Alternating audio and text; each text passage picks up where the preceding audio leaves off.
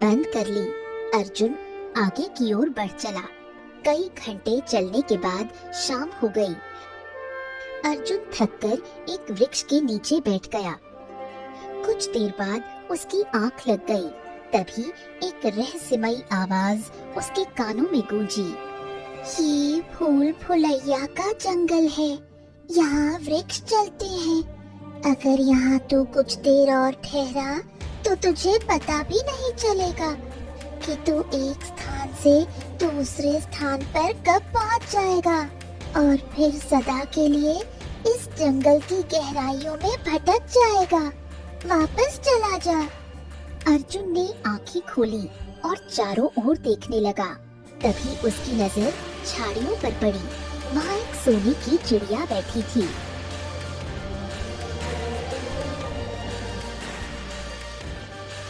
हाँ, मैं तो तुम्हारा ही इंतजार कर रहा था कि कब तुम्हारी आवाज आए।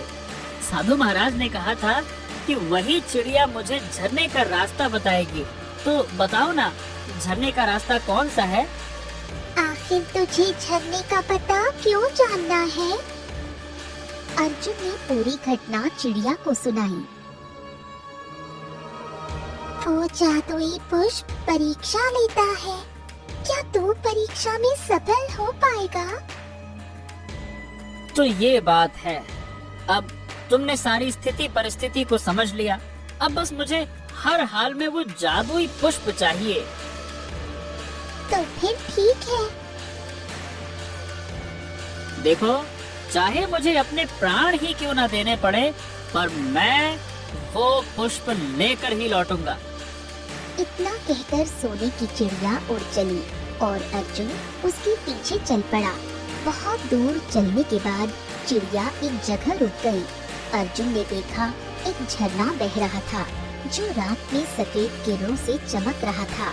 झरने के पास एक चट्टान पर एक विचित्र पुष्प खिला था।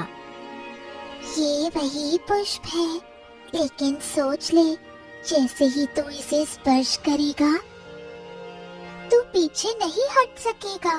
तुझे परीक्षा देनी ही होगी, एक ऐसी परीक्षा जिसकी तूने कल्पना भी नहीं की होगी। ठीक है, मुझे स्वीकार है। अर्जुन पुष्प के करीब पहुंचा और जैसे ही उसने उसे तोड़ने की कोशिश की, पुष्प से आवाज आई। मुझे तोड़ना इतना आसान नहीं है मनुष्य। परीक्षा के लिए तैयार हो जा। इतना कहते ही अर्जुन की आंखों के आगे अंधेरा छा गया। उसने खुद को झरने के भीतर गिरता हुआ महसूस किया।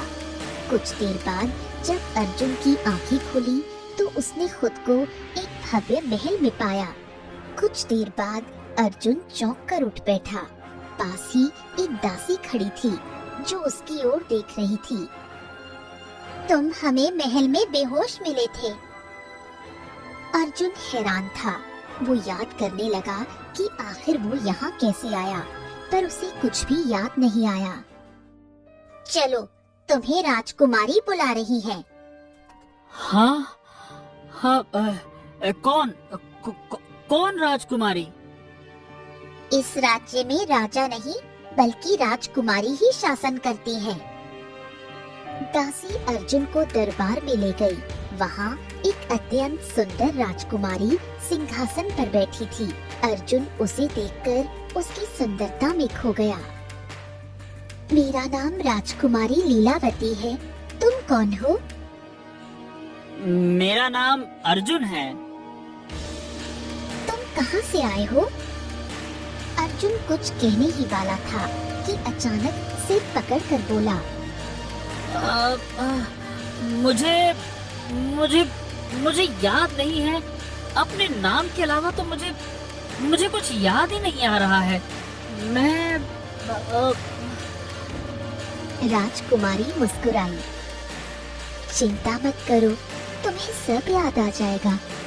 तुम अपनी याददाश्त खो चुके हो। हमारे वैद्य तुम्हारा इलाज करेंगे। तब तक तुम हमारे महल में अतिथि बनकर रहो। हम अतिथियों का बहुत सम्मान करते हैं। दासी अर्जुन को एक कक्ष में ले गई। कुछ देर बाद वैद्य वहाँ आए और अर्जुन के सिर पर औषधि लगाने लगे। हाँ, चिंता मत करो, धीरे धीरे तुम्हें सब याद आने लगेगा। हाँ, ये लगा लो। हाँ। उसी दिन के बाद वैद्य रोज आते और अर्जुन का इलाज करते।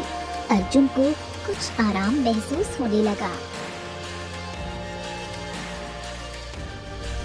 क्या हुआ? इसे अभी तक कुछ याद नहीं आया।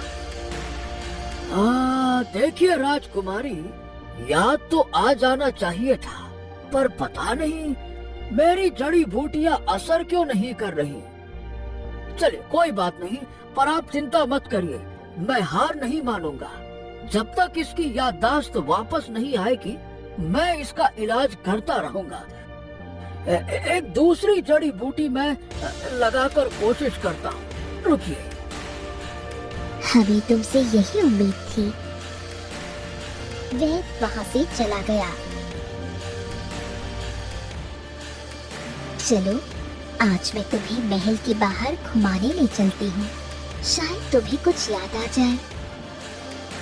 राजकुमारी लीलावती अर्जुन को सुंदर जंगल में ले गई। अर्जुन ने चारों ओर देखा, पेड़ों की हरियाली, पक्षियों की चहचहाहट और झरने की कलकल ध्वनि। वाह वाह वाह वाह वाह, ये तो बड़ा ही सुंदर स्थान है।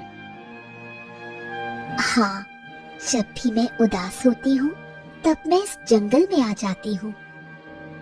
हो, तो क्या आप आज भी उदास हैं? नहीं, आज मैं उदास नहीं हूँ, बल्कि खुश हूँ।